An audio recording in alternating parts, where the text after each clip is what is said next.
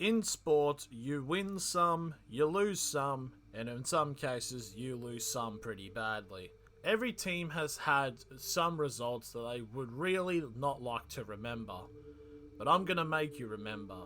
So I'm ZTech99, and this is your NRL team's biggest defeat.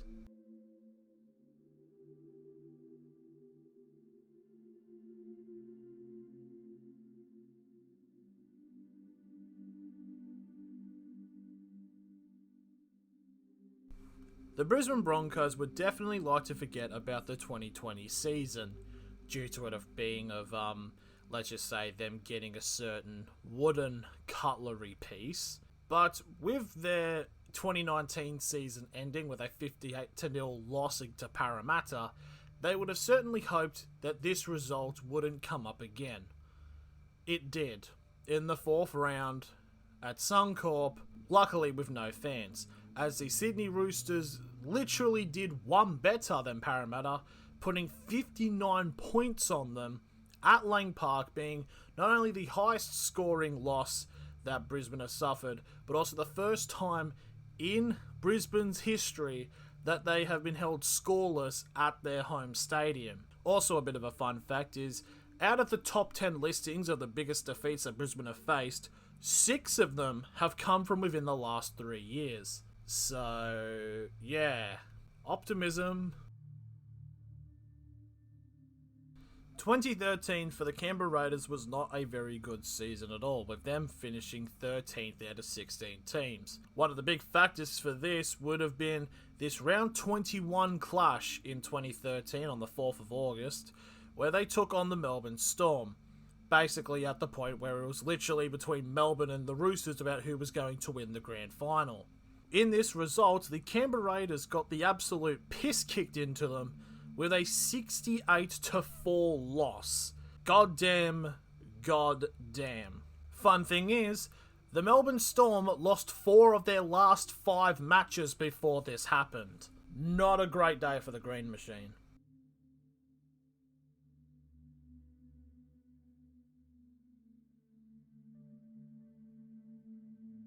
Now we look into the oldest one of our list of teams that currently still exist in the NRL, as we look to the Canterbury Bulldogs, who, on the 5th round of 1935 on the 11th of May, they took on the St George Dragons, in what will become a very historic match of being not only the biggest defeat the Bulldogs have ever faced, but the biggest defeat any team has ever faced in the history of the National Rugby League, from starting in 1908, where a 91-6 drubbing from St George to the Bulldogs was given on that day. Luckily, after this, you would think that the Bulldogs would actually, try to step up and be a bit better. Well, next week wasn't going to be any better for them, because literally the very next week, they suffered their second biggest loss with an 87-7 loss to the Roosters. And people say that last year's Bulldogs were bad. And also, just discovered another funny factor.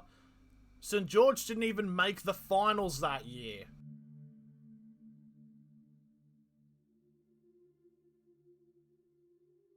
We look into the Cronulla Sharks as when they took on Parramatta in round 24, 2003. Interesting enough to bring into this is both teams actually didn't make the finals for this year. But that didn't stop Parramatta for rocking up to the Cronulla Sharks and absolutely kicking the living daylights out of them for a 74-4 score, which for at the time was the 3rd highest margin in Australian Rugby League history. The fact that it says at the time is still very scary, but it could have been worse for Cronulla.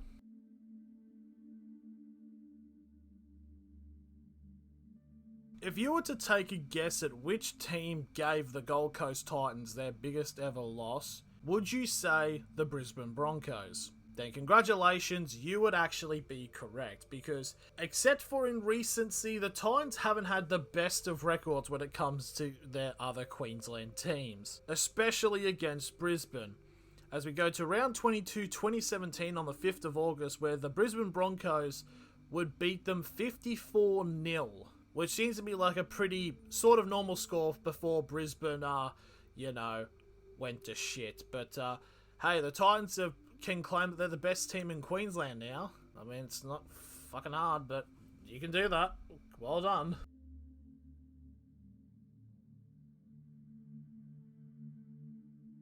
Now we look into the Manly Sea Eagles, and throughout their history and whatever the hell they've been called, from the Northern Eagles to whatever, their actual biggest result of a defeat came from this side of the century, where in 2005 on the 21st of August in round 24, they took on the Cronulla Sharks to be absolutely whitewashed 68-6. Pretty ridiculous. And a very interesting another fact to actually bring up is Manly went on to the finals. Yep, they finished in 8th position with a points difference of -78. I mean, imagine making the finals with a negative points difference. Like, I can't imagine a team doing that in the modern era. That's ridiculous.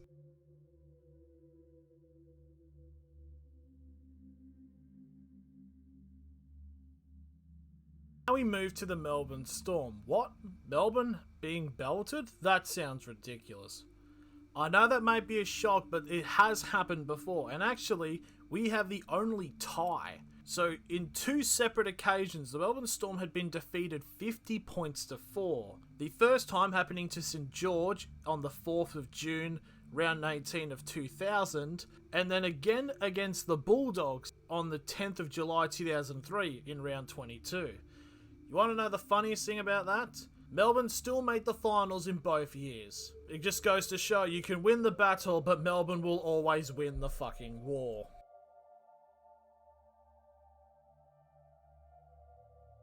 If you were to take a guess from between which years that the worst defeat the Newcastle Knights have had, you would probably assume it'd be between the years of 2015 and 2017. The year where the Newcastle Knights basically set the standard of being shit with 3 wooden spoons in a row. But surprisingly, that is actually not the case. We have to go to the 27th of May 2007, round 11 to be exact, where the Brisbane Broncos welcomed us to their stadium and then proceeded to absolutely slaughter us with a 71-6 loss. I know, granted, like 2007 was also a bad year, but still, somehow, we never got the spoon that year. It's been really great being a Knights fan in the modern era.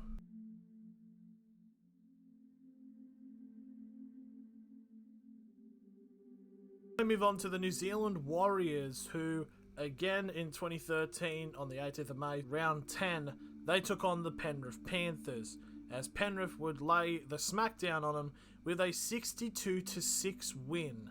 Now, you would obviously think there that Penrith would have had a fantastic season in 2013 and made the finals. Well, guess what, buckaroo? Both teams didn't. I'm starting to see this as a bit of a running trend.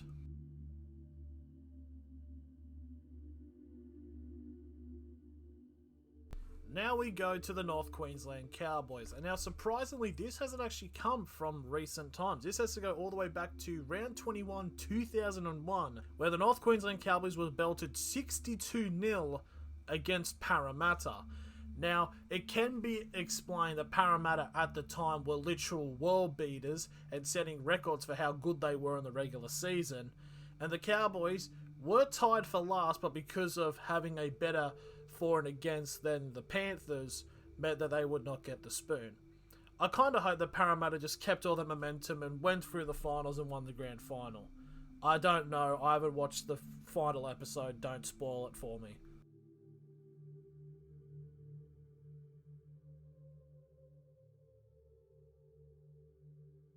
Speaking of Parramatta, we now move on to them as we go to round 21, 1993, just before it became the ARL. Parramatta Eels took on the Canberra Raiders, and Canberra slapped them with a 68-0 victory in their favour. Granted, Canberra were actually very good that season and made it all the way to 3rd place in a 5 finals format, even though there was more than like half. It was confusing times back then, with only 5 teams making the finals. Canberra would end up actually losing their first finals game to eventual winners Brisbane.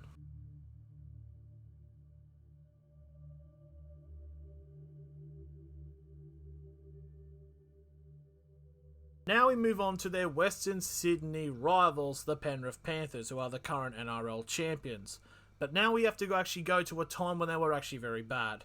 Round 19, 1973, the Penrith Panthers took on the Manly Warringah Sea Eagles, and Manly made sure they would never forget this game with a 70-7 win over Penrith. This should also be noted that Penrith would actually get the wooden spoon this year, and Manly would actually get the minor premiership, and also would win the grand final, beating the Sharks.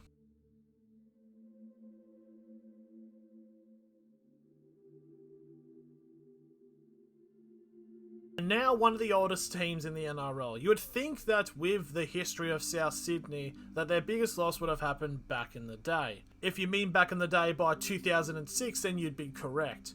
2006 was actually a very dark year for South Sydney, winning only 3 out of 24 games and deservedly getting their right to a wooden spoon, when the New Zealand Warriors would slap the absolute daylights out of them 66-0. It should be noted that the New Zealand Warriors did not make the finals that year, but they would have if they weren't stripped of 4 competition points for gross salary cap breaching. It also should be noted that Melbourne Storm would also get the minor premiership they would get this year stripped from them as well because of the same reason. So it was a different time back then. You kids wouldn't understand it.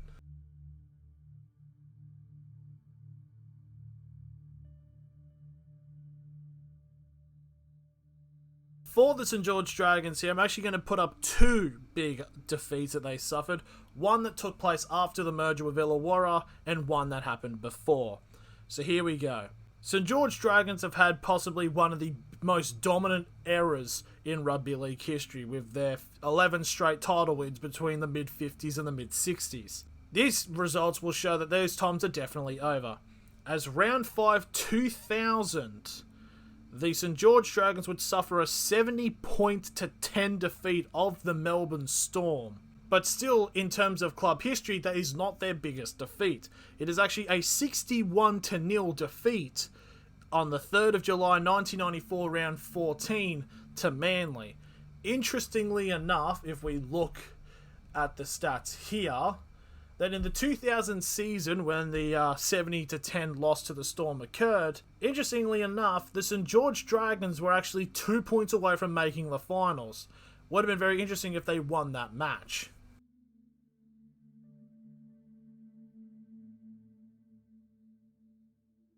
With modern hindsight, it's very hard to imagine an era of consistent time where the Sydney Roosters were not at the top of the competition. But during the 80s and 90s, that was definitely the case. And one result in particular on the 15th of April 1990 would be such result, as they would get absolutely drenched 66-4 against the Canberra Raiders. Granted, at the time, this would also be the same Canberra team that would go on to win the second of their 2 back-to-back titles. So yeah, kind of hard for the Roosters to try to compete with that.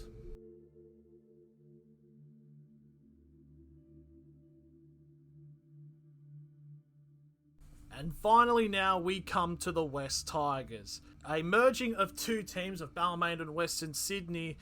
Their second season as the West Tigers had a very bad match to talk about, as a 64-0 loss to Melbourne on the 5th of July 2001.